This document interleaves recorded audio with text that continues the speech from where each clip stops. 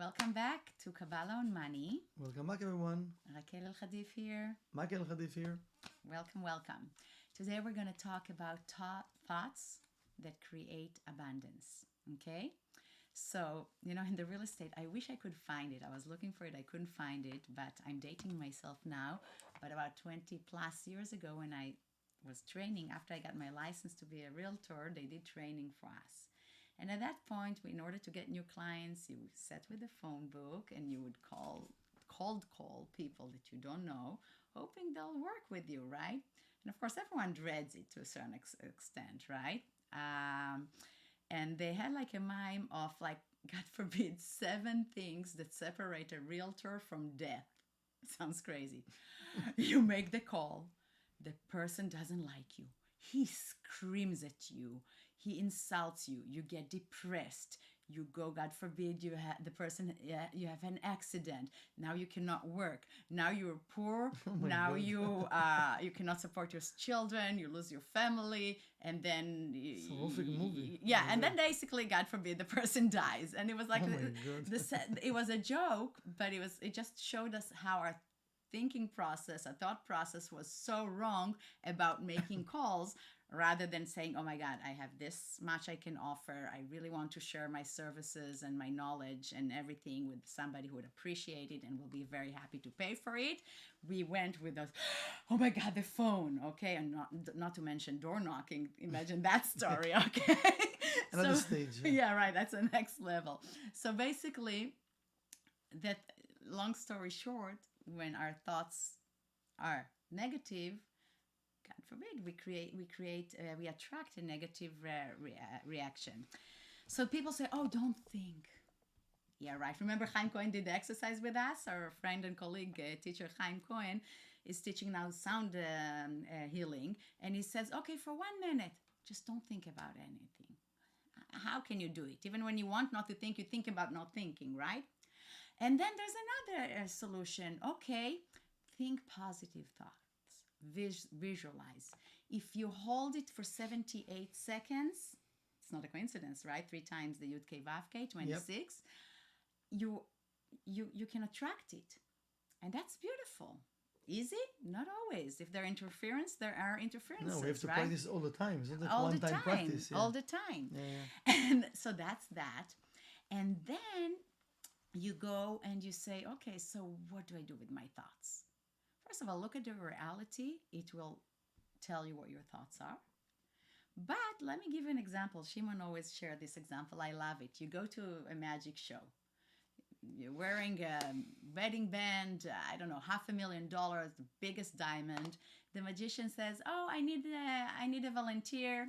He gets you. You give him the ring. And poof, poof, poof, he makes it disappear. What do? You laugh. You laugh hysterically. Why? Because in a minute it's going to come out of the ear, out of whatever, and here's your ring back. Even forget just the money. When they supposedly sew people in halves, everyone is clapping. Yeah, excitement. Obviously. Why? Because we know it's okay. We have that certainty that it's okay. However, if your bank manager or your colleague or your broker or your client, it's not real also. What? We know it's not real. We know it's an illusion. It's illusion. We live the movie, but we're not enslaved to it. We live in this movie, but we're not enslaved into it. But if the bank manager or your broker or your clients will call and cancel a deal, you'll cry. But it's the same thing. It's exactly the same thing. And why is it the same thing? And then I'll want to let you talk about it. And in the end, I'll bring some tools. It's the same thing because there is only one thought that matters. It's the original thought of creation. Machshevet habri'ah. When our world was created, when we were created, it was with one goal only. Lehativ lenivrav. The light wants us to enjoy, to give us only good things, to benefit us. And if we connect to that, then it's basically we're getting the antidote. We have the antidote to our personal issues, to our global issues, but often we forgot that we have it and we kind of get sucked into the challenge, the lack, the movie, forgetting that the magician will hand us the ring back in a second, momentarily. And the more we get sucked into it, the longer the process is. Yes, there is a process, there is tikkun. Every one of us has things that where we are thinking we're very much in alignment with the light, with the creator, and with the thought of creation. And some things that by nature we are not yet in alignment. But what is the goal of the game? What's the purpose? To realign us with the thought of creation. So before we talk about the how, let's dig deeper.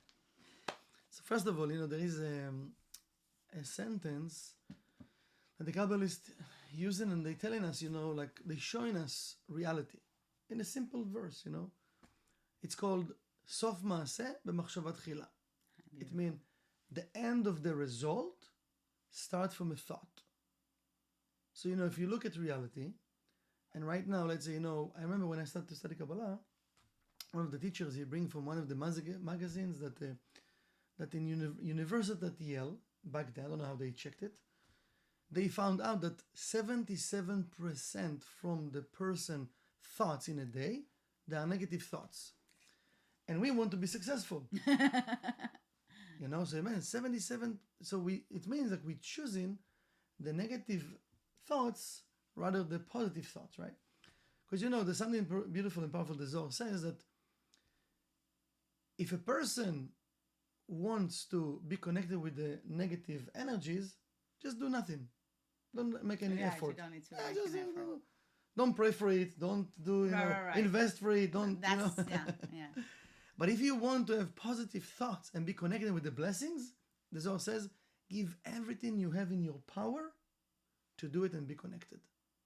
Now, we're so busy with life, who have time to now think about my thoughts, think about this, But now in our days, thank God, more and more people start to appreciate the power of the mind. Yes. Because whatever we project in, that will be the outcome, the outcome. Because whatever I'm projecting, sometimes we doing something and we assuming it will be okay. When it's happened, if I have the right intention and I have the right thought about it, it says even I'm doing a mistake right now, the angels will change it, that it will be positive. Because if I really want to make it positive, right? Mm-hmm. But I can't assume that every time I'm doing something, it will be okay. So first of all, we want to pay attention to our thoughts. More than that, we need to start to train ourselves to listen to ourselves. Because while we're talking, we're expressing our thoughts. And if we can start to, I used to tell my students in classes, few minutes, in a day, you go into a coffee with someone, just record yourself. And then listen after hour or two, listen to yourself. And you're going to be amazed what you just said over there. And you're going to judge your consciousness because, oh, wow, this is what I said.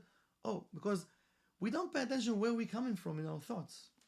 And something beautiful that one of the Kabbalists from Kamarna, Otzar HaBracha, he says, I heard from my teacher that a person should believe that the Creator is everywhere and in everything that exists in the world. Because the light of the world cannot exist without that energy that moves everything. Without us telling it to move. We don't telling the sun to go up or to go down or the moon or the stars. Thank God we're not controlling that also, right? So there is a power above our understanding, right? So let's call it, for now, it's God. So the Creator is in everything that exists. And this is the real consciousness that we need to have. It's called Da'at. Da'at, it's a higher level of consciousness that we want to reach and to connect with that level, okay? It says, because when you write the word Da'at, it says, again, I don't have the PowerPoint to show you, but just, bear with me for a second.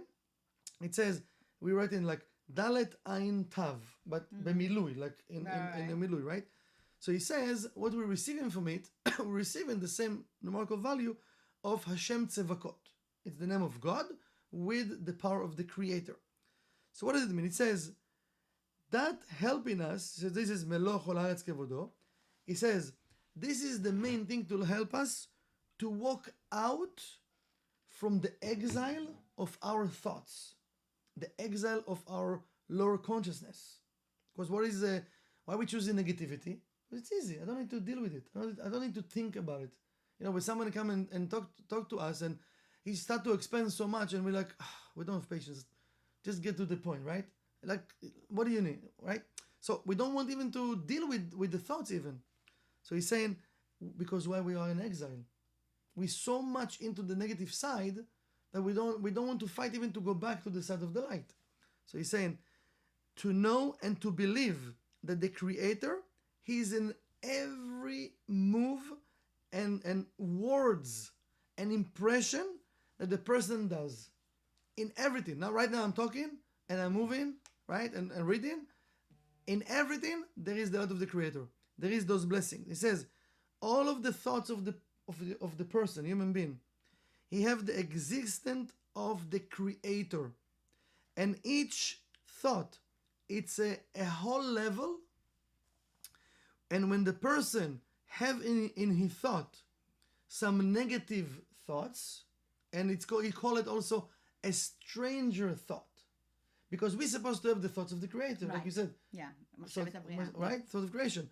So any negative thought, he call it a stranger thought. מחשבה זרה. ידע ויאמין, and the person should know and believe. כי גם שם יש מציאות האל. Also in the negative thought, there is also the existence of the Creator. Because also the negative thought cannot have existence without the light of the Creator. And he says, אלא שהוא מלובש, but that thought is been dressed with few clothing, right? And walls and separations. ולב המשכיל צריך לשים דעתו על האור אשר בתוך החושך. And if a person have the right intention, right consciousness, he searching and seeking for the light, he will see the light inside of that darkness, of that negative thought, and he need to correct that thought and to elevate that thought to another level of the light. So it sounds a lot of work, right? But it's not. Mm-hmm. It's anything in life that we learn how to do. At the beginning it was like, oh wow, it's a lot of work, a lot of study. But now let's say you learn to be a lawyer, right? It's like whatever years. Now you're a lawyer, so now you kind of know. Yeah. You're a realtor, now you know what does it mean. Of course we need to study all the time. Yeah. But the base is there. So any beginning, it sounds hard. And especially with our thoughts. But if we're not going to do it, what we really projecting? And then we don't like the trees we have in our life. So suddenly we say, oh, suddenly it's happened, or it's a surprise. Nothing is a surprise, not suddenly. Whatever I project, I will receive. But because I don't remember what I project, now it's a surprise. Yes.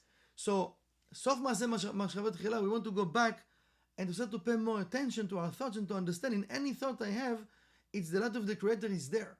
And if I have negative thought, of course I created, but also the Creator is there. I just need to reveal the light from the thought and to elevate it. Now I will stay connected and I can receive more blessing and reveal more blessing to my life and to the world. I love it. It's beautiful. Wow. Very, very powerful. Yeah. Thank you. Thank you for sharing. And now for a few tips. Obviously, things that you would hear pretty much everywhere today, not just in the realm of Kabbalah. Reconnect to your why. Gratitude. We spoke about it last week. Exercise, breath work, meditation, visualization, and so on and so forth.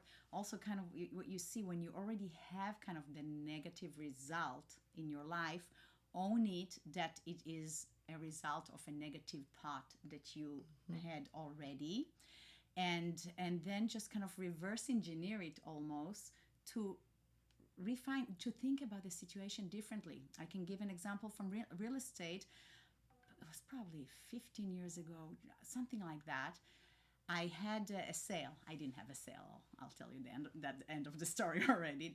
It didn't manifest, but at that time it was a sale of, supposed to be a sale of $5 million. It was really big that time. And I had a beautiful house. I thought I had a beautiful buyer. And towards the end, like days before closing, something started feeling off. I don't know why I put a Zohar in the kitchen of the house. The house was vacant. And then I realized that something was off with the finance and everything, and I pulled out on time and everything. So no harm done, but also no closing done. And I remember I spoke to one of my teachers, and she told me, it's like, listen, yes, part of it is tikkun, but part of it you attracted it, because you had that thought, like this poor me thought that at the last minute everything has to be pulled out, the carpet has to be pulled up from underneath your feet. And because you had the thought, you manifested this reality. So at that point, you get excited because now you know what the hiccup is. Going forward, you'll know not to think that again. Okay? Course, yeah. So there is a negative situation, but now I'm thinking about it differently, learning the lesson, and moving on.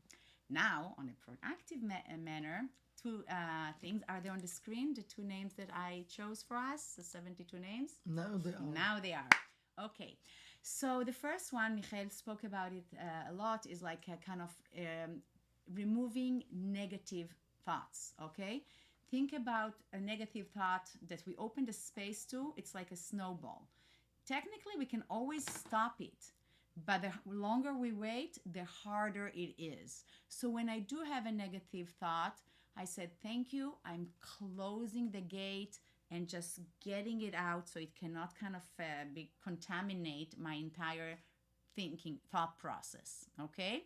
Now, I don't completely ignore it. I want to see why was I thinking that and where is my belief system faulty, so I'm not going to project it into my reality, but I do not let it take over. So, Ein Lamed Mem. The second one is Mem Bet Hey, okay? And this is manifestation, thought into action. Just looking at this name, you know, it reminds you that your thoughts become actions and then become your reality, right? So that's already one reason.